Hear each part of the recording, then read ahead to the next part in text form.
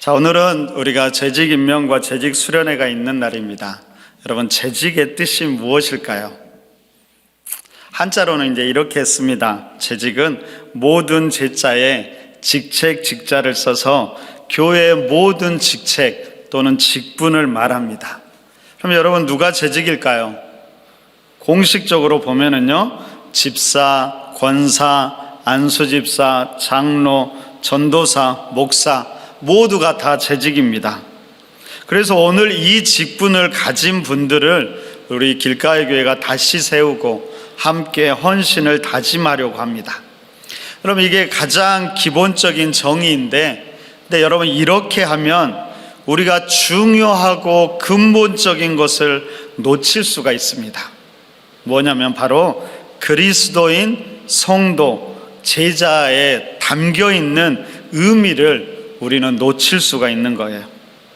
여러분, 우리가 예수님을 믿으면, 처음 믿으면 보통은 그리스도인이라고 말합니다. 자, 우리 모두에게는 이 그리스도인이 더 익숙하지만, 여러분, 성경은 오히려 이 그리스도인이라는 말보다 성도나 제자라는 말을 훨씬 더 많이 사용하는 것을 알게 됩니다. 여러분, 그리스도인이 성경에서 몇 번이나 나오는지 아세요? 몇 번 나올까요? 3번이요? 어떻게 아셨어요? 저도 잘 몰랐던 건데 3번 나온다고 합니다. 반면에 성도는 67번, 그러니까 67번 나온다고 합니다. 그러면 제자는 성경에 몇 번이나 나올까요? 제가 성경 검색에서 제자라는 단어를 쳐보니까요, 총 335개가 뜨더라고요.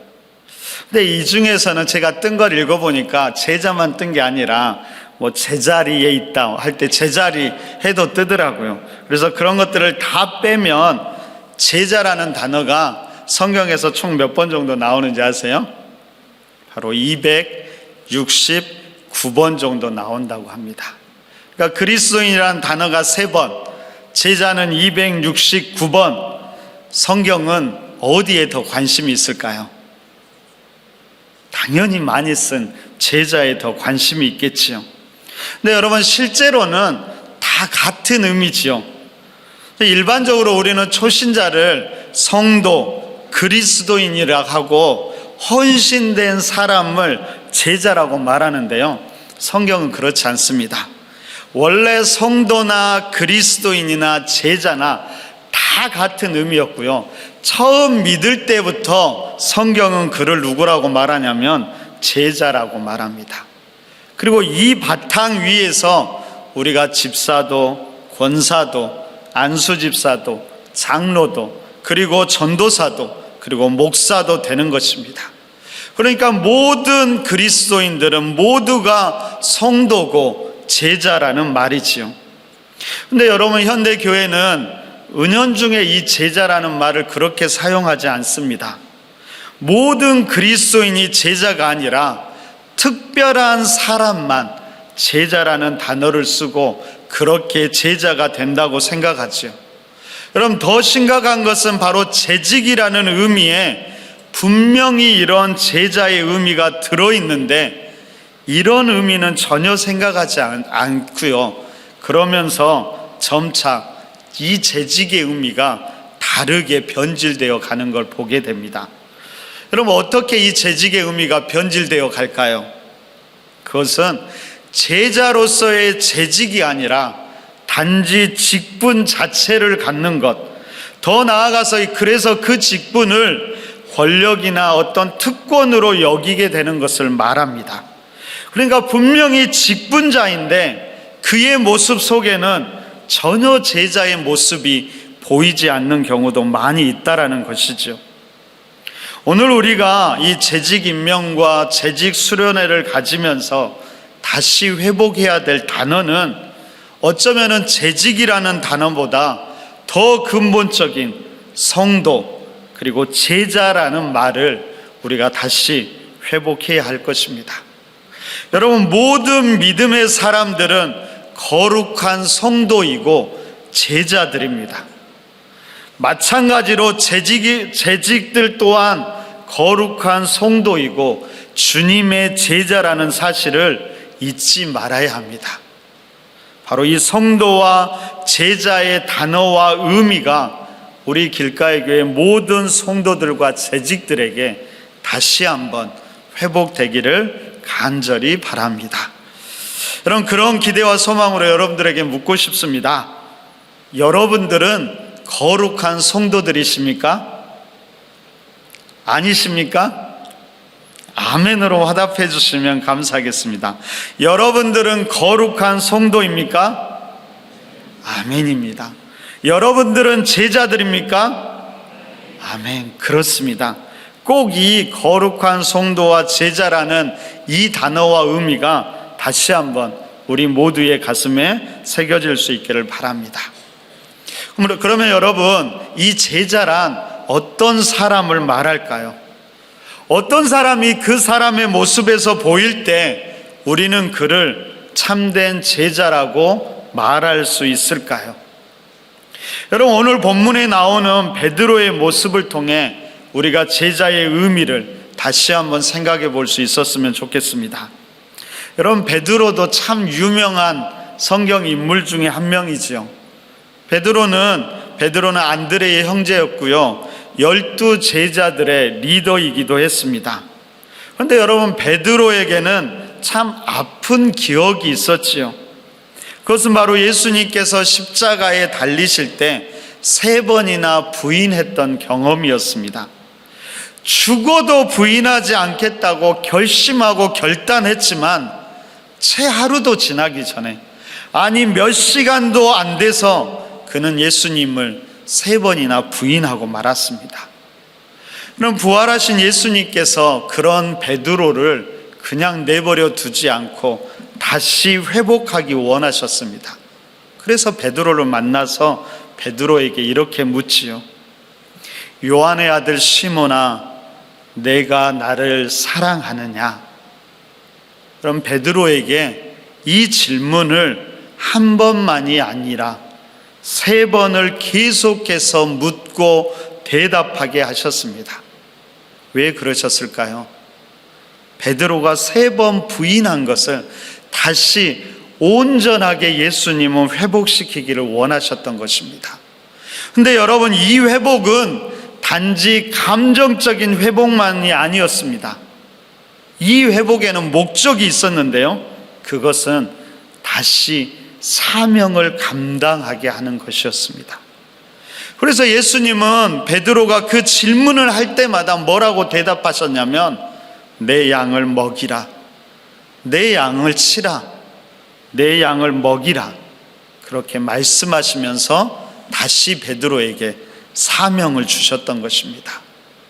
여러분, 그렇게 회복되고 사명을 받은 베드로는 누구보다도 열심히 복음을 증거합니다. 그래서 그를 통해서 수많은 사람들이 예수님을 믿고 구원에 이르고 바로 그들이 모여서 교회 공동체를 이루게 되었던 것입니다. 근데 여러분, 이 베드로의 배교 문제는 결코 가벼운 문제가 아니었을 것입니다. 그것도 사도가, 예수님의 첫 제자가 그런 일을 했잖아요. 아마도 끊임없이 그 문제가 베드로 자신을 괴롭혔을 것입니다. 배신자, 주님을 3번이나 부인한 네가 어떻게, 무슨 자격으로, 이런 음성이 때로는 주위 사람들로부터 들려왔고, 때로는 어쩌면 자기 가슴의 중심으로부터 들려오기도 했고, 때로는 사단의 속삭임으로 계속해서 들려왔을 겁니다. 이것이 베드로를 참 아프게 했겠지요. 그때마다 베드로가 어떻게 이 아픈 마음을 이겨나갔을까요? 너는 안 그래? 너는 깨끗해? 너도 똑같잖아. 베드로가 그랬을까요? 아니겠지요. 아마도 그는 예수님의 질문과 대답을 끊임없이 다시 생각하고 반복해 보았을 것입니다. 요한의 아들 시몬아, 내가 나를 사랑하느냐? 주님, 내가 주님을 사랑하는 줄을 주님께서 아십니다.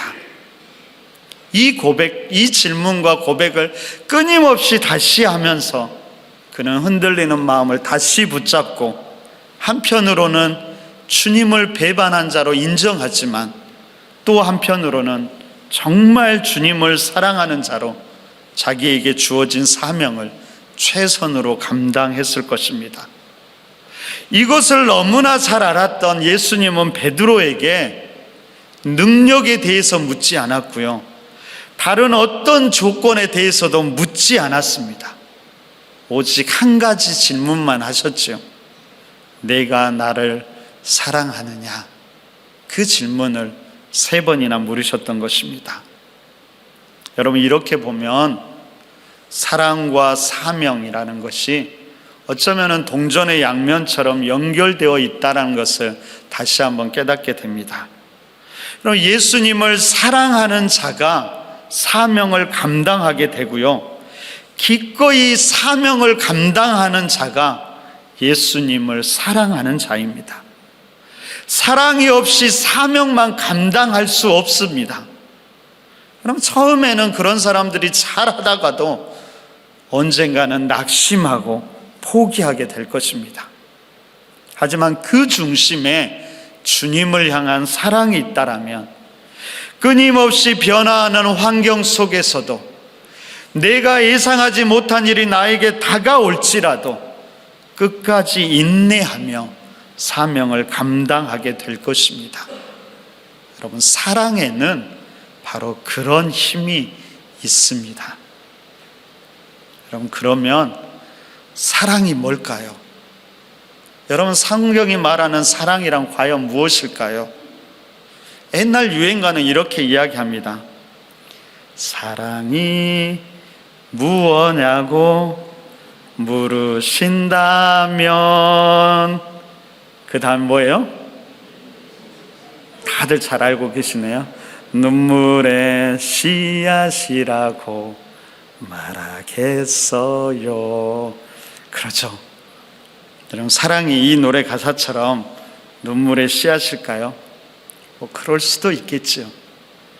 여러분, 우리는 사랑하면 뭘 생각하냐면 감정적인 어떤 것을 떠올리는데요, 그럼 성경은 감정보다는 오히려 더 의지를 강조합니다.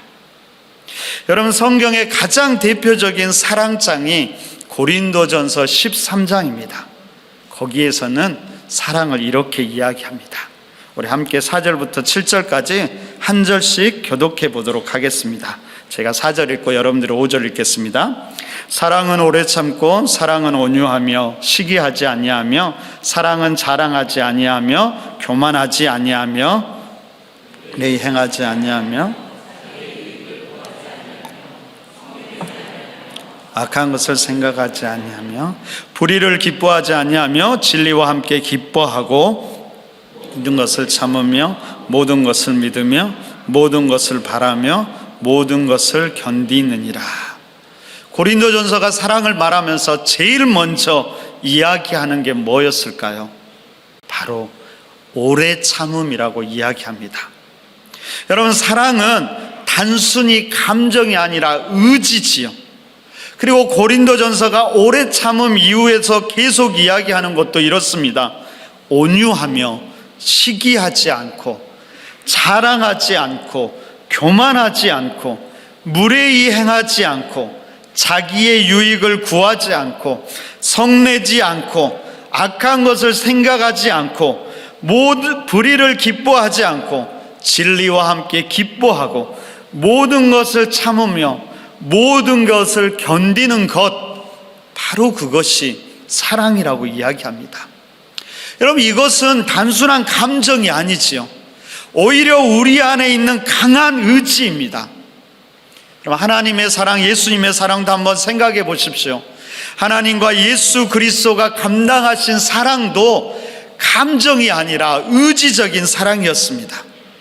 하나님은 가장 사랑하는 아들 독생자 예수 그리스도를 아프고 힘들지만 우리를 위해서 죽음으로 내어주셨고, 독생자 예수 그리스도는 우리를 위해서 기꺼이 그 죽음의 길을 걸어가셨다라는 겁니다.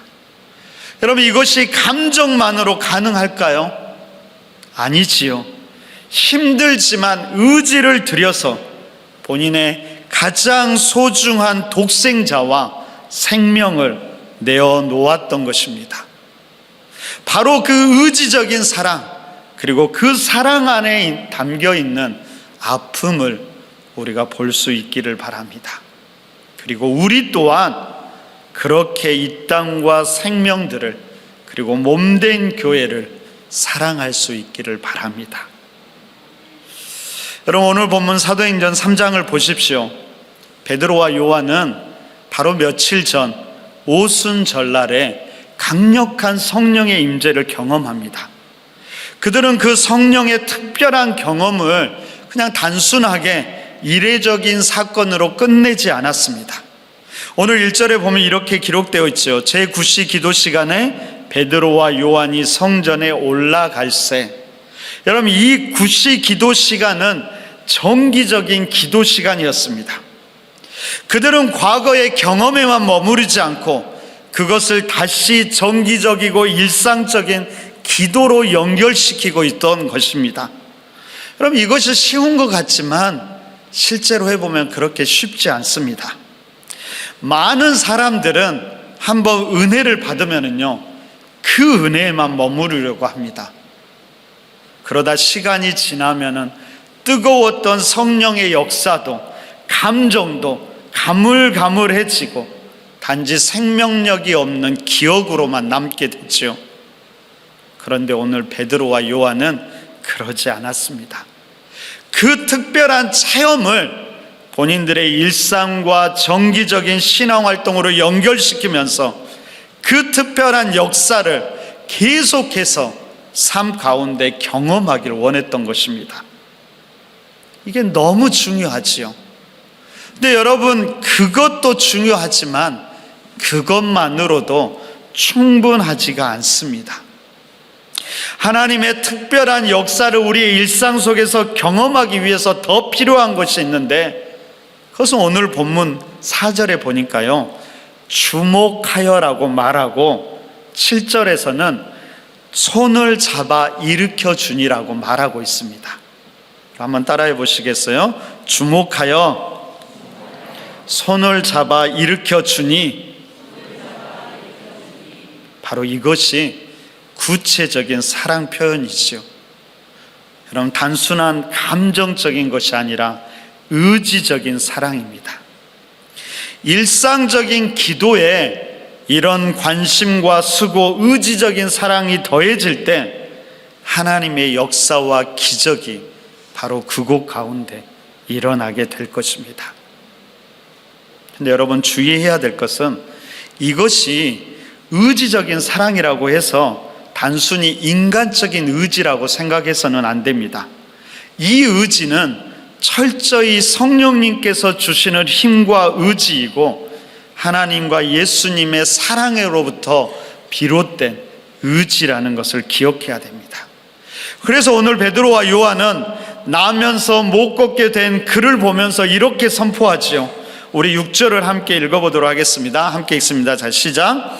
은과 금은 다시 읽겠습니다. 베드로가부터. 자, 시작. 베드로가 이르되 은과 금은 내게 없거니와 내게 있는 내 것을 내가 주노니 나사렛 예수 그리스도의 이름으로 일어나 걸으라 하고. 은과 금도 아니었지요. 자신의 힘도 아니었습니다. 오직 그들의 마음속에 품고 믿고 있었고 의지했던 예수 그리스도의 이름으로 선포했던 것입니다. 그 결과가 어떻게 됐을까요?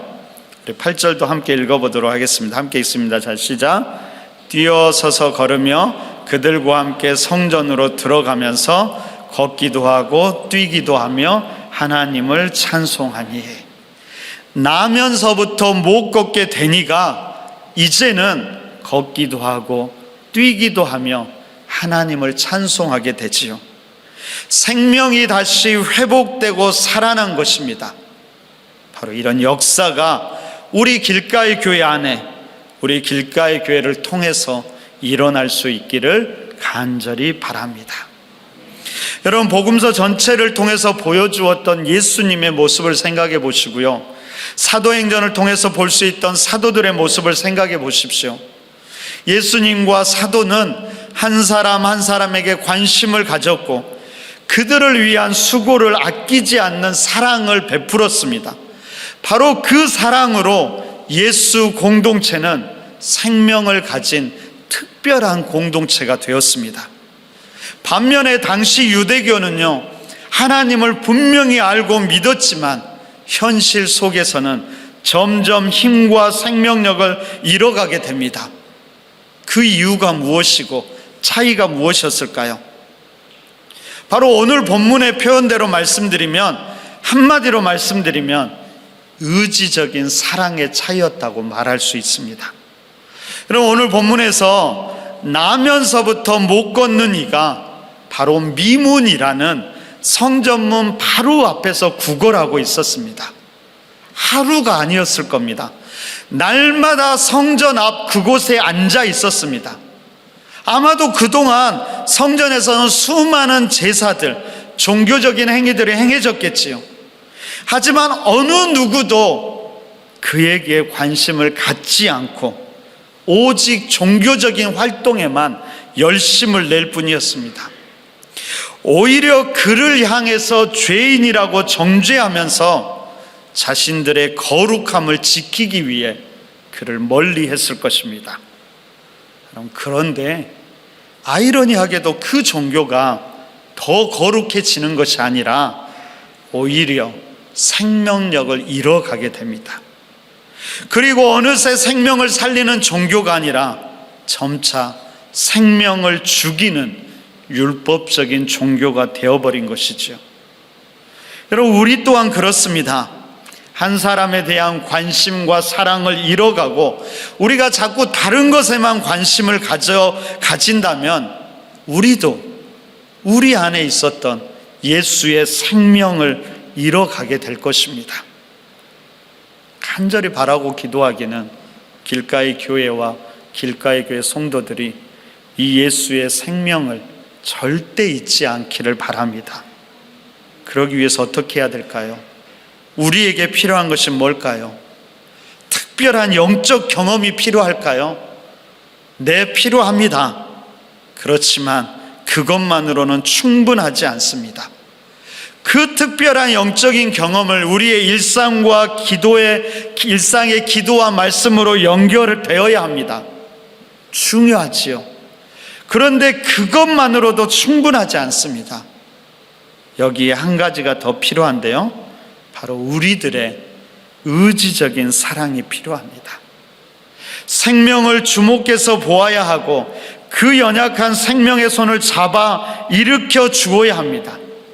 우리의 의지를 들여서 그렇게 섬길 때 바로 그곳 가운데 예수 그리스도의 생명이 넘쳐나고 우리 안에도 다시 그 생명이 새롭게 될 것입니다. 오늘 9절과 10절을 한번 보십시오. 함께 읽어볼까요? 자, 함께 읽습니다. 자, 시작. 모든 백성이 그 걷는 것과 하나님을 찬송함을 보고 그가 본래 성전 미문에 앉아 구걸하던 사람인 줄 알고 그에게 일어난 일로 인하여 심히 놀랍게 여기며 놀라니라. 여러분, 사도행전 6장 7절에서는 이것을 조금 다르게 표현하는데요, 이렇게 표현합니다. 제가 읽어드리겠습니다.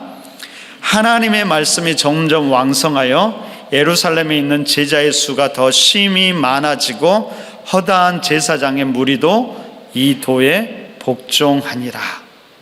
모든 백성들이 심히 놀라게 되지요. 그렇게 복음에 대한 관심은 증폭되고 하나님의 말씀이 점점 왕성하게 되어서 날마다 믿음을 고백하는 숫자가 많아지게 되었습니다. 단순히 믿음을 고백하는 것에서 끝나는 것이 아니라 그들이 다시 제자로 헌신해서 의지적인 사랑으로 사랑함으로 허다한 무리들이, 심지어 기독교를 무시하고 박해했던 유대교의 제사장들조차도 이 도에 복종하는 역사가 일어났다라고 성경은 기록하고 있습니다. 이런 일이 가능하게 하는 이 의지적인 사랑을 다른 말로 뭐라고 말하는지 아십니까? 이것을 사역이라고 말합니다. 사역이란 다른 것이 아니라 바로 이 의지적인 사랑입니다. 예수님을 믿는 제자들이 성령의 역사와 감동을 통해서 자신에게 집중되었던 시선을 돌려서 다른 생명들을 주목하고 기꺼이 예수 그리스도의 손과 발이 되어서 그들의 손을 잡아주는 것, 그것이 사역인 것입니다. 여러분, 지금 길가의 교회를 보면서 참 감사한 게 많은데 정말 조금 아쉬운 것은 바로 이 사역을 바라볼 때입니다. 여러분, 길가의 교회 사역 조직이 어떻게 되어 있는지 아세요? 당회를 중심으로 해서 그 아래에 6개의 위원회가 있습니다. 예배위원회가 있고요, 선교위원회, 봉사위원회, 교육위원회, 양육위원회, 관리위원회가 있습니다. 그리고 그 위원회 아래로 각 팀이 존재하는데 몇 개 팀이 있을까요?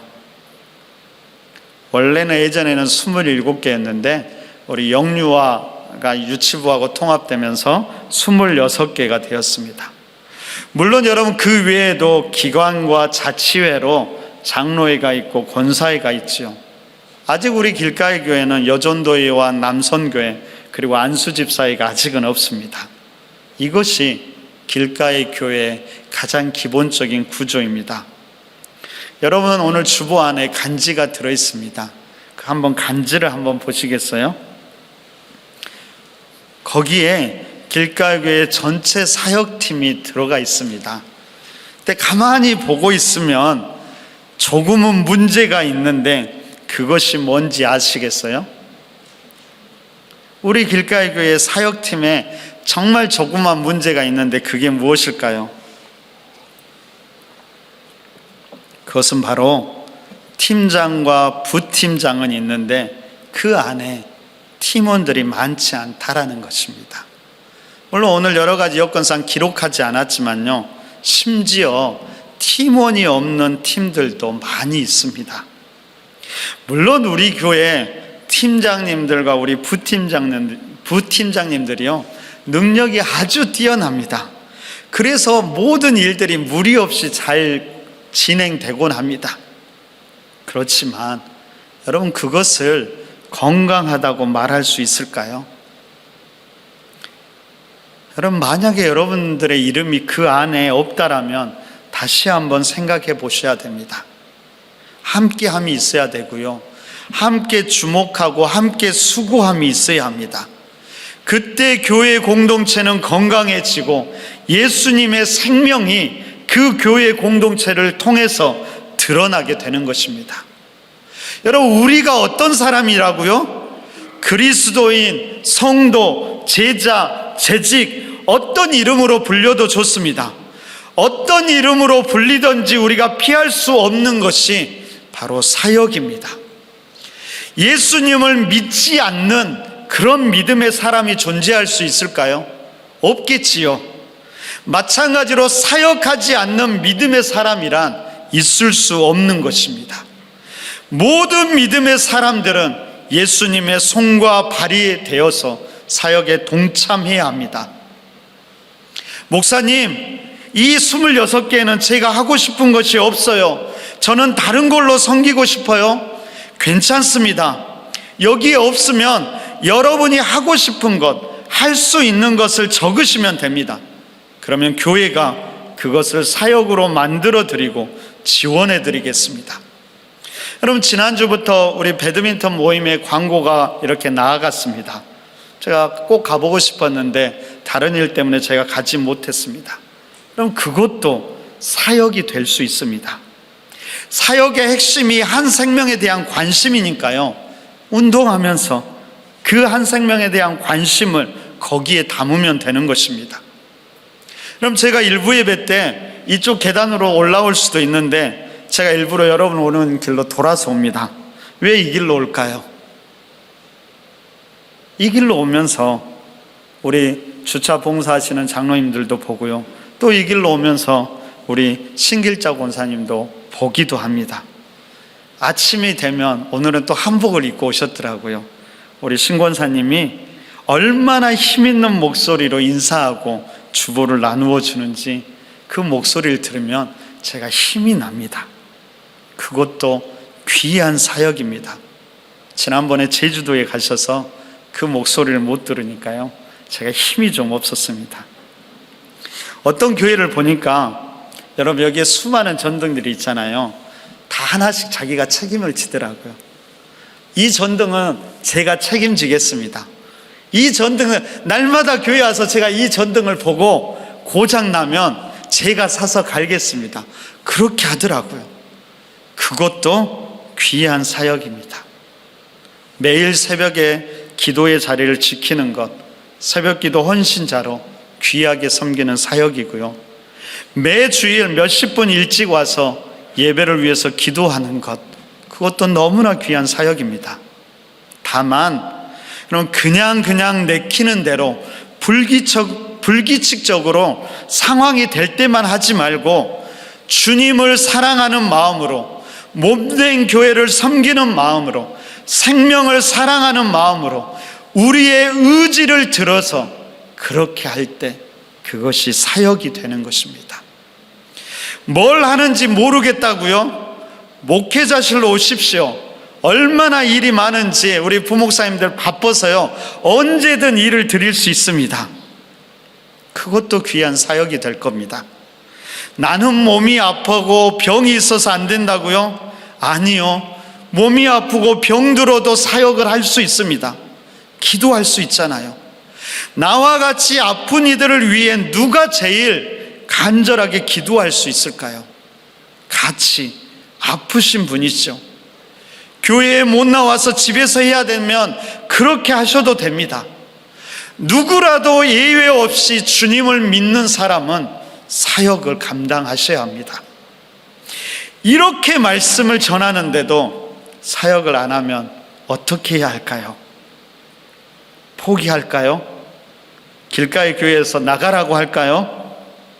아니요. 절대로 포기하지 않고요, 나가지도 못하게 할 것입니다.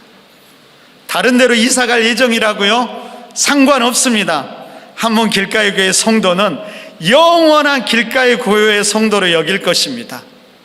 들어오기는 쉬워도 나가기가 얼마나 어려운지 조직의 쓴맛은 아니고 사랑의 맛을 보여드리겠습니다. 다행인지 불행인지 모르겠는데요, 제가 아직 여러분들을 다 파악하지 못했습니다. 부지런히 신방을 하고 제가 3월이 되면 우리 구역장 권찰님들의 도움을 받아서 여러분들이 예배에 다 참석했는지 안 했는지, 사역을 하는지 안 하는지 제가 다 파악해 보려고 합니다.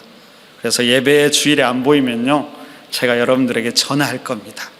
그리고 사역을 안 하시면요, 여러분 또 사역하시라고 권면할 겁니다. 아직 시간이 남았습니다. 빨리 하시면 됩니다. 부담되시면 피할 수 있는 방법을 제가 가르쳐 드리겠습니다. 피할 수 있는 방법이 있는데요, 열심히 사역하면 제가 다른 곳으로, 다른 교회로 파송해 드릴 수도 있습니다. 이 조직에서 벗어나고 싶다, 그러면 열심히 사역해서 파송 받으시기 바랍니다. 대답을 아무도 안 하는 걸 보니까 떠나기를 원치 않은 걸로 생각하도록 하겠습니다.